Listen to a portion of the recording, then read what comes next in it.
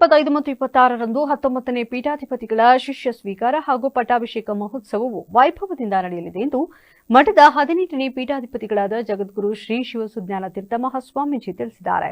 ಅರ್ಕಲಗೂಡು ಪಟ್ಟಣದ ಕೋಟೆ ಉಮಾಮಹೇಶ್ವರಿ ದೇವಾಲಯದಲ್ಲಿ ನಡೆದ ಪೂರ್ವಭಾವಿ ಸಭೆಯಲ್ಲಿ ಮಾತನಾಡಿದ ಶ್ರೀಗಳು, ಮಠದ 19ನೇ ಉತ್ತರಾಧಿಕಾರಿಗಳ ಆಯ್ಕೆ ಪ್ರಕ್ರಿಯೆ ಪೂರ್ಣಗೊಂಡಿದ್ದು, ಫಾಲ್ಗುಣ ಶುಕ್ಲ ನವಮಿ ಮತ್ತು ದಶಮಿ ತಿಥಿಗಳಾದ ಫೆಬ್ರವರಿ 25 ಮತ್ತು 26ರಂದು ನೂತನ ಉತ್ತರಾಧಿಕಾರಿಗೆ ಸನ್ಯಾಸ ದೀಕ್ಷೆ ನೀಡಿ ವಿಧಿವತ್ತಾಗಿ ಶಿಷ್ಯ ಸ್ವೀಕಾರ ಮತ್ತು ಪಟ್ಟಾಭಿಷೇಕ ನೆರವೇರಿಸಲಾಗುತ್ತಿದ್ದು, ಸುಮಾರು 999 ವರ್ಷಗಳ ಐತಿಹಾಸಿಕ ಪರಂಪರೆಯನ್ನು ಹೊಂದಿರುವ ಈ ಮಠವು ಸಹಸ್ರಮಾನದ ಸಂಭ್ರಮದ ಹೊಸ್ತಿಲಲ್ಲಿದ್ದು, ಪ್ರಸ್ತುತ ಪೀಠಾಧಿಪತಿಗಳು 1983ರಿಂದ ಕಳೆದ 43 ವರ್ಷಗಳಿಂದ ಸಮಾಜದ ಧಾರ್ಮಿಕ, ಶೈಕ್ಷಣಿಕ ಹಾಗೂ ಸಾಮಾಜಿಕ ಅಭಿವೃದ್ಧಿಗಾಗಿ ನಿರಂತರ ಸೇವೆ ಸಲ್ಲಿಸುತ್ತಿದ್ದಾರೆ.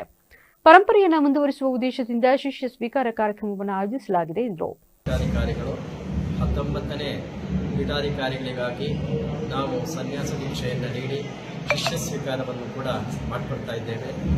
ಹಾಗಾಗಿ ಇವತ್ತು ಆ ಒಂದು ನಿಮಿತ್ತವಾಗಿ ನಾವು ಈ ನಮ್ಮ ಹಾಸನ ಜಿಲ್ಲೆಯಾದ್ಯಂತ ಪ್ರವಾಸ ಮಾಡಬೇಕು ಅಂತಕ್ಕಂಥ ಉದ್ದೇಶವನ್ನು ಇಟ್ಕೊಂಡು ಈಗಾಗಲೇ ಎಲ್ಲ ತಾಲೂಕುಗಳನ್ನು ಕೂಡ ಮುಗಿಸಿ ಇವತ್ತು ಅರಕಲಗೂಡಿನಲ್ಲಿ ಒಂದು ಸಭೆಯನ್ನು ಕರೆಯಲಿಕ್ಕೆ ಇಲ್ಲಿಯ ಈ ಸಂದರ್ಭದಲ್ಲಿ ತಾಲೂಕು ವಿಶ್ವಕರ್ಮ ಸಮಾಜದ ಅಧ್ಯಕ್ಷ ಸಂತೋಷ್, ಉಪಾಧ್ಯಕ್ಷ ಪ್ರಕಾಶ್, ಕಾರ್ಯದರ್ಶಿ ಯೋಗೇಶ್, ಉಮಾಮಹೇಶ್ವರ ದೇವಸ್ಥಾನ ಸಮಿತಿ ಅಧ್ಯಕ್ಷ ಎಚ್ಪಿ ಕೃಷ್ಣ, ಉಪಾಧ್ಯಕ್ಷ ಮಂಜಾಚಾರ್, ಅರ್ಚಕ ವಿಶ್ವೇಶ್ವರ ಶರ್ಮಾ, ಹಾಸನದ ಕಾಳಿಕಾಂಬ ಸಹಕಾರ ಸಂಘದ ನಿರ್ದೇಶಕ ಶಶಿಧರ್ ಆಚಾರ್ ಮತ್ತಿತರರು ಉಪಸ್ಥಿತರಿದ್ದರು.